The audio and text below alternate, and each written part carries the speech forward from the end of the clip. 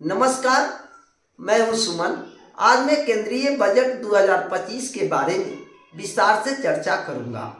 केंद्रीय वित्त मंत्री निर्मला सीतारमण आज शनिवार 1 फरवरी को लगातार 8वां बजट पेश की। उन्होंने मिडिल क्लास को बड़ा तोहफा देते हुए ऐलान किया कि अब 12 लाख की आय पर कोई टैक्स नहीं लगेगा। किसान क्रेडिट कार्ड केसीसी के लिए ब्याज सहायता योजना की सीमा 3 लाख रुपए से बढ़ाकर 5 लाख रुपए करने की घोषणा की। बजट पेश करते हुए वित्त मंत्री ने कहा कि सरकार सूक्ष्म लघु और मझोले उद्यमों एमएसएमई के लिए लोन गारंटी कवर बढ़ाएगी। उन्होंने कहा कि भारत डाक विभाग को 1.5 लाख ग्रामीण डाकघरों के साथ एक बड़े लॉजिस्टिक संगठन में बदलने की है। वित्त मंत्री ने कहा कि सरकार अगले 3 वर्षों में सभी जिला अस्पतालों में डे केयर कैंसर केंद्रों की स्थापना की सुविधा प्रदान करेगी और इनमें से 200 इसी वित्तीय वर्ष 2025-26 में स्थापित किए जाएंगे। मेडिकल कॉलेजों और अस्पतालों में सीट बढ़ाने के बारे में उन्होंने कहा कि हमारी सरकार ने 10 वर्षों में ग्रेजुएट और पोस्ट ग्रेजुएट मेडिकल शिक्षा की करीब 1-1 लाख सीट बढ़ाई है, यानी इसमें 130% की वृद्धि हुई है। उन्होंने कहा कि अगले 5 वर्षों में 75,000 सीट जोड़ने के लक्ष्य की दिशा में अगले वर्ष में मेडिकल कॉलेजों और अस्पतालों में 10,000 अतिरिक्त सीट जोड़ी जाएगी। वित्त मंत्री ने बताया कि सभी सरकारी माध्यमिक विद्यालयों और प्राथमिक स्वास्थ्य केंद्रों को ब्रॉडबैंड कनेक्टिविटी प्रदान की जाएगी। निर्मला सीतारमण ने कहा कि सरकार राज्यों के साथ मिलकर शीर्ष 50 पर्यटन स्थलों का विकास करेगी और होम स्टे के लिए मुद्रा लोन भी उपलब्ध कराएगी। उन्होंने कहा कि निजी क्षेत्र के साथ साझेदारी में चिकित्सा पर्यटन को बढ़ावा दिया जाएगा।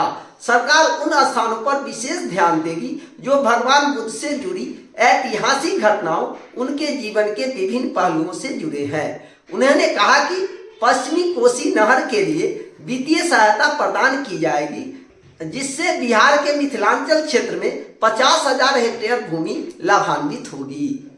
बिहार में मखाना बोर्ड का गठन किया जाएगा।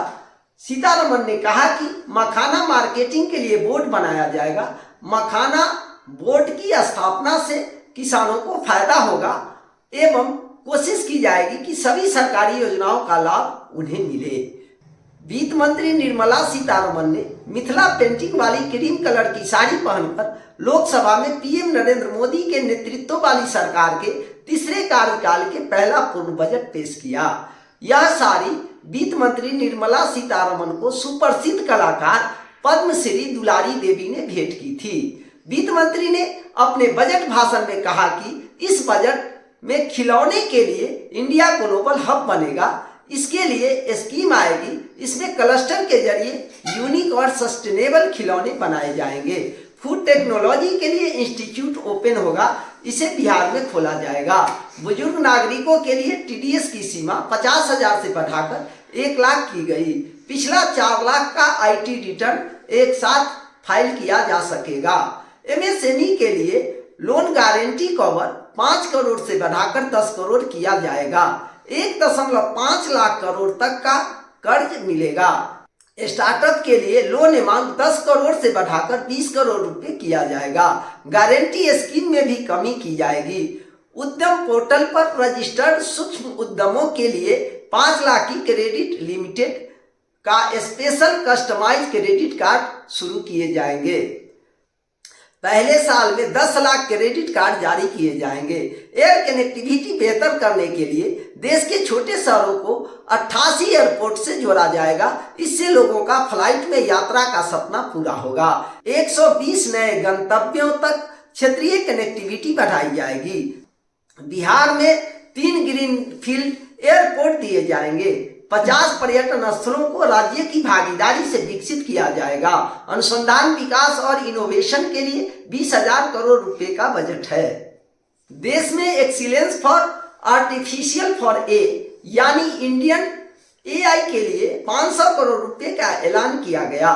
छात्रों की सुविधा हेतु साल 2014 के बाद प्रारंभ किए गए 5 IIT में अतिरिक्त अवसंरचना का निर्माण किया जाएगा। इसमें छात्रावास एवं अन्य व्यवस्थाओं का विकास शामिल है। मेडिकल एजुकेशन में अगले 5 साल में 75,000 सीटें बढ़ाने पर काम किया जाएगा।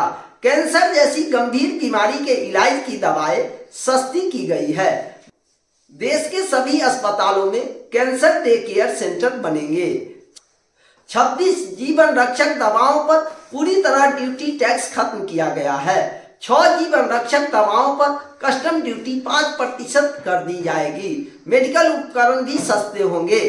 मोबाइल फोन की कीमतों में भी गिरावट आ सकती है। इलेक्ट्रॉनिक गाड़ियों की कीमतों में भी गिरावट आएगी।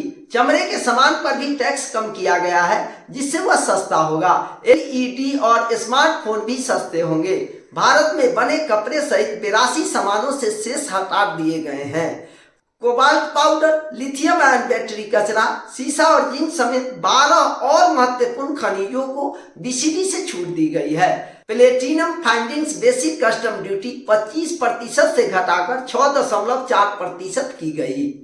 EV बैटरी उत्पादन के लिए 35 नए उत्पाद और मोबाइल फोन बैटरी निर्माण के लिए 28 अतिरिक्त उत्पादों को BCD छूट सूची में शामिल किया गया है। जहाजों और उनके पार्ट्स पर BCD छूट को अगले 10 वर्षों के लिए बढ़ा दिया गया है। पाइरीमिडीन और पाइपराइजिन युक्त रासायनिक यौगिकों पर बेसिक कस्टम ड्यूटी 10% से घटाकर 7.5% की गई है।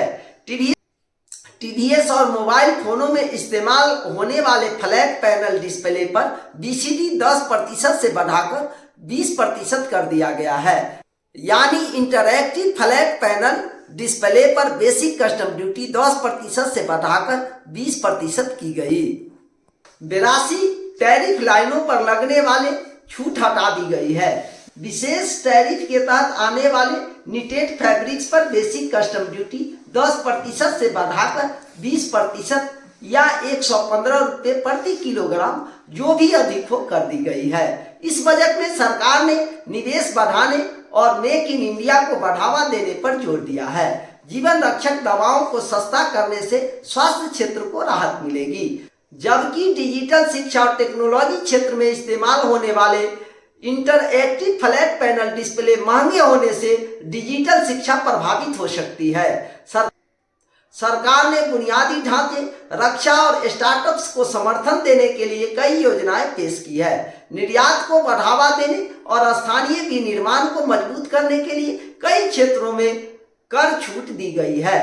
आप नेता अरविंद केजरीवाल ने कहा, देश के खजाने का एक बड़ा हिस्सा चंद अमीर और अरबपतियों के कर्जे माफ करने में चला जाता है।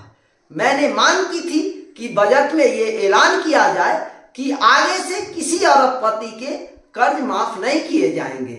इससे बचने वाले पैसे से मिडिल क्लास के होम लोन और व्हीकल लोन में छूट दी जाए, किसानों के कर्ज माफ किए जाए, इनकम टैक्स और GST की टैक्स दरें आदि की जाए। मुझे दुख है कि ये नहीं किया गया। कांग्रेस नेता शशि थरूर ने कहा कि जिन लोगों की सैलरी है उन्हें तो छूट मिलेगी, लेकिन रोजगारों का क्या? जिनकी सैलरी ही नहीं है वे क्या करेंगे? रोजगार के मोर्चे पर कोई ऐलान नहीं किया गया। बिहार के स्वास्थ्य मंत्री मंगल पांडे ने मखाना बोर्ड बनाए जाने पर PM नरेंद्र मोदी को धन्यवाद दिया। उन्होंने कहा कि लंबे समय से मखाना बोर्ड की मांग कर रहे किसानों के सपने को PM मोदी ने पूरा किया। वहीं केंद्रीय मंत्री अमित शाह ने आम बजट को विकसित और हर क्षेत्र में श्रेष्ठ भारत के निर्माण की दिशा में मोदी सरकार की दूरदर्शिता का ब्लूप्रिंट करार दिया है। उन्होंने कहा कि किसान, गरीब, मध्यम वर्ग, महिला और बच्चों की शिक्षा, पोषण एवं स्वास्थ्य से लेकर स्टार्टअप, नवाचार और निवेश तक हर क्षेत्र को समाहित करता यह बजट मोदी जी के आत्मनिर्भर भारत का रोड मैप है। PM नरेंद्र मोदी ने कहा, आमतौर पर बजट का फोकस इस बात पर रहता है कि सरकार का खजाना कैसे भरेगा। ये बजट देश के नागरिकों की जेब कैसे भरेगी और बचत कैसे होगी, विकास के भागीदारी कैसे बनेंगे, इस पर बहुत मजबूत नींव रखता है। इनकम टैक्स अर्थात आयकर की नई दरें इस प्रकार है। 0 से 4 लाख तक 0 रुपये, 4 से 8 लाख तक 5%, 12 से 16 लाख तक 15%, 16 से 20 लाख तक 20%, 20 से 24 लाख रुपये तक 25% और 24 लाख रुपये से अधिक पर 30% है। बजट पर वित्त मंत्री निर्मला सीतारमण ने प्रेस कॉन्फ्रेंस करते हुए कहा कि बजट में बड़े सुधारों पर जोर दिया गया है। ये बजट किसानों और युवाओं का बजट है। उन्होंने कहा कि इस बजट में करों में सुधार किया गया है। इसके साथ ही स्वास्थ्य और शिक्षा पर भी विशेष ध्यान दिया गया है। इस बजट पर अपनी अपनी प्रतिक्रिया हमारे कमेंट बॉक्स में अवश्य लिखें। अब सुमन को दीजिए इजाजत। धन्यवाद।